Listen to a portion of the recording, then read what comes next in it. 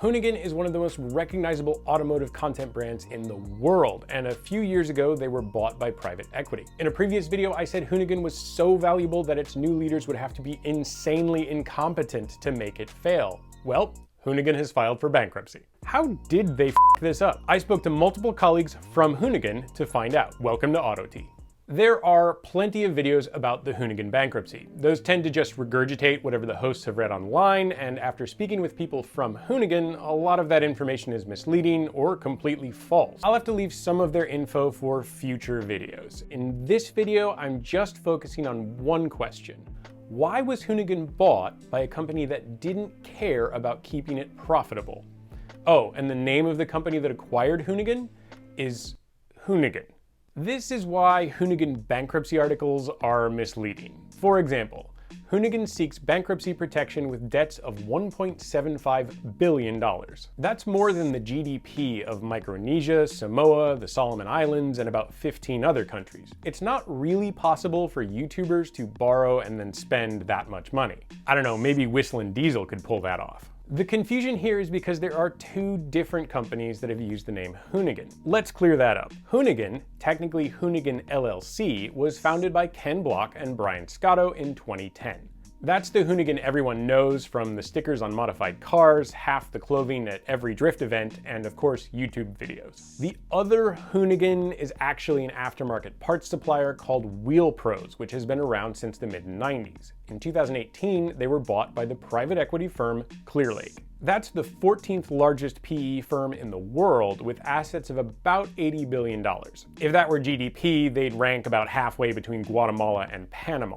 In September of 2021, Hoonigan, the original one, was also purchased by Clearlake and merged with Wheel Pros. Hoonigan has such a strong brand identity that calling this a buyout or takeover risked damaging the Hoonigan brand. Calling it a merger shouldn't have fooled anyone. That's like saying if I eat a sandwich, I've merged with the sandwich. Hoonigan was a much smaller company than Wheel Pros, and Wheel Pros definitely acquired Hoonigan. The corporate structure shows this. Wheel Pros Holdings LP, or Limited Partnership, owns Wheel Pros Parent 2 Inc., which owns Wheel Pros Parent Inc., which owns Wheel Pros Intermediate Holdings Inc., which owns Wheel Pros Intermediate Inc., which owns Wheel Pros Inc., which owns Wheel Pros LLC, which owns Hoonigan LLC, along with 15-ish automotive parts companies.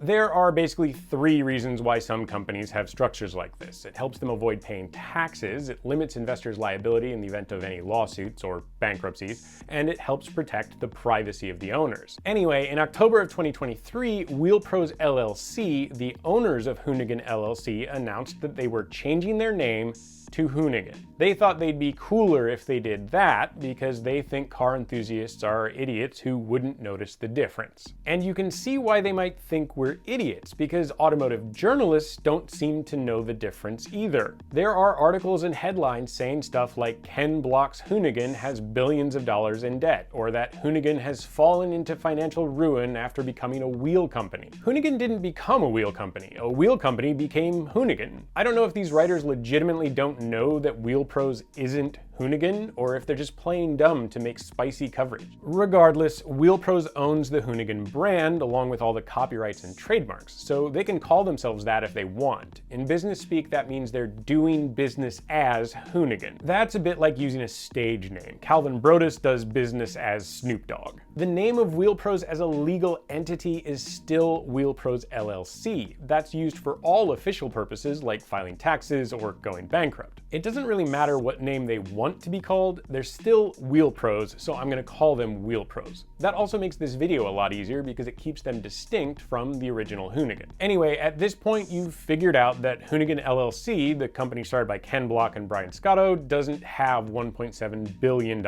in debt.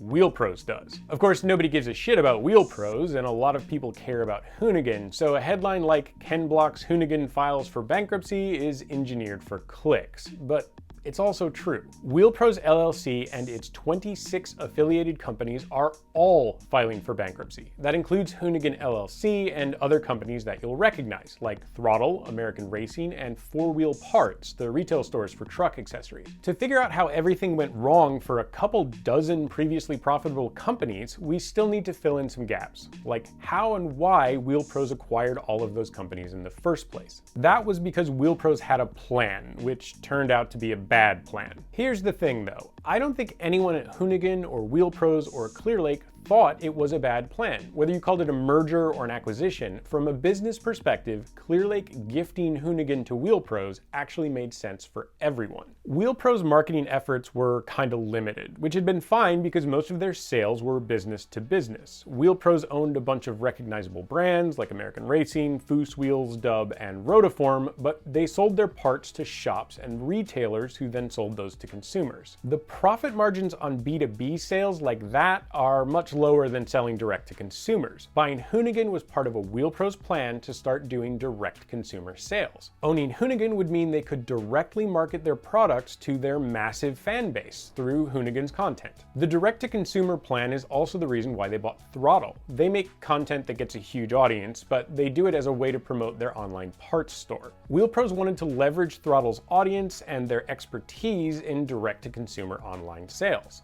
The same direct sales plan is why they bought 4 Wheel Parts. That gave them a bunch of ready-made brick and mortar stores to sell Wheel Pros products. Adding Hoonigan to Wheel Pros' collection of companies tied the whole plan together. Wheel Pros would change its name to Hoonigan for the brand recognition. Some 4 Wheel Parts stores would rebrand as Hoonigan stores, and they'd be stocked with products from the dozens of brands owned by Wheel Pros. But they didn't just buy Hoonigan for the name. Hoonigan were experts at making widely viewed sponsored content. So Hoonigan would be like an internal ad agency at Wheel Pros. Hoonigan's globally recognizable content would continue getting made just like it had before, but would promote Wheel Pros brands and drive customers to their retail stores and websites. So how does any of that benefit Hoonigan? By working within Wheel Pros, Hoonigan would have access to the resources of a much larger company. Being an independent content creator is incredibly risky. As one former Hoonigan employee put it, they were never more than a couple of underperforming videos away from the whole thing collapsing. Sometimes a production doesn't work out, or unforeseen expenses crop up, or the final product gets a lukewarm response. Let me give you an example from Hoonigan.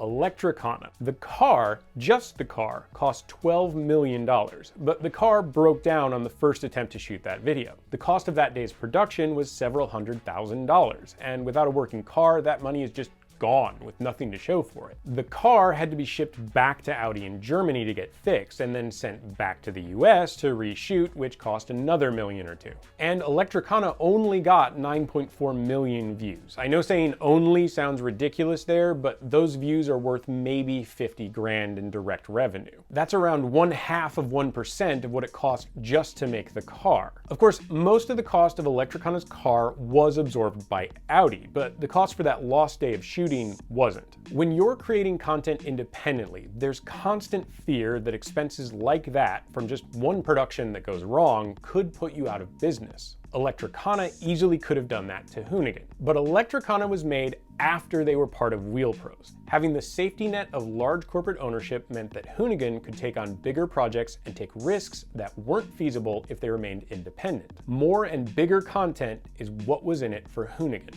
Of course, lots of people, especially fans, were worried that Hoonigan content would suffer under corporate ownership. One thing that made Hoonigan special is that it was built and run by real car enthusiasts. Wheel Pros owner Clearlake has investments in something like 400 companies, everything from software to food production, energy, and tons of other areas. I don't know whether they put enthusiasts in charge at all of their companies, but I doubt it. NetDocuments.com probably isn't run by cloud-based storage enthusiasts, and oh yeah, there's this guy that they put in charge of Hoonigan.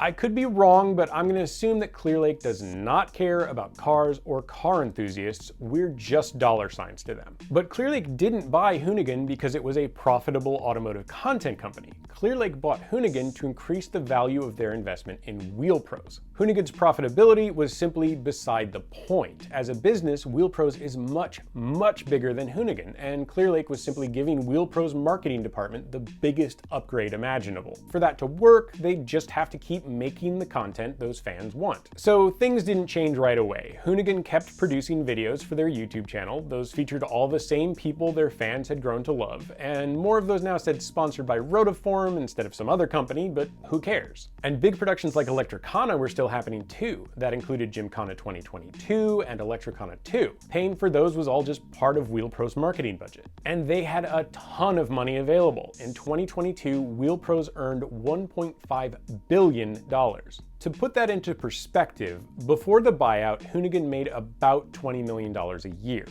Wheel Pros cleared that every 3 days. This is what I mean when I say Wheel Pros was much bigger than Hoonigan. The people I spoke with at Hoonigan confirmed that the first year after the buyout was pretty much fine. It was even well timed. Hoonigan had struggled in 2020 because of COVID, mainly because they couldn't make the content they wanted to. They simply couldn't put a bunch of people, like hosts and crew, all together in one place. One person told me that Hoonigan came close to not surviving that, but getting bought by Wheel Pros provided a safety net, giving them time to figure that out. And the pressure really was off. Hoonigan was so much smaller than Wheel Pros that their profits weren't even a blip. Nobody cared if their content was making money anymore. After all, they were part of a marketing department now, where success isn't measured by the profitability of their content, they're judged on how much their advertising increases product sales. And there was pretty good evidence that it did. While Hoonigan had struggled due to COVID, Wheel Pros was going through the exact opposite. They had massive growth both before and after the Hoonigan acquisition. Wheel Pros' revenue nearly doubled during COVID. So Wheel Pros and Clearlake went on a bit of a spending spree to keep the growth momentum going. Hoonigan was acquired during that period, along with Throttle, a manufacturing facility owned by Borbit Wheels, TSW Wheels, and 4-Wheel Parts, among others. This was all part of that plan to start doing direct consumer sales. But their phenomenal growth turned out to be largely circumstantial. During COVID, there was an industry-wide boom in aftermarket parts sales, but the end of the COVID crisis was the end of that parts boom. Toward the end of 2022, Wheel Pros' revenue started to decline. That was after they'd borrowed and spent a shitload of money to expand.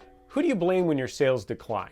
Marketing is a pretty standard choice. We're not moving product, so the ads must not be effective enough. With revenue dropping rapidly, Wheel Pros knew they had to make some serious cuts. The Hoonigan content creation machine was a marketing expense that had to go. But hold on.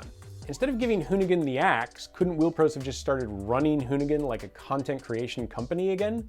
I mean, it was profitable before. Unfortunately, that ship had sailed and there was no going back. Once they were part of Wheel Pros, Hoonigan couldn't generate $20 million a year in revenue. Some of their most important revenue streams were no longer available to them. They would have struggled to earn even a quarter of what they had before. In the next video, I'll explain why. But I want to close this one by clearing up one more misconception. Hoonigan is going bankrupt, but they're not going out of business. The bankruptcy is going to see Hoonigan change owners again. The lenders that Wheel Pros owes billions to will be taking over ownership. Clearlake likes to call this a strategic transaction to strengthen Wheel Pros' financial foundation, which sounds better than we're pawning off the ship after sinking it. Hopefully the new owners will be a little smarter with how they run Wheel Pros and Hoonigan, and there will be more about that in the next video as well. Oh, one more thing. If you happen to be a finance person and you can explain how a continuation fund works, drop that in the comments. I'm going to need that for the next video. Thanks for watching.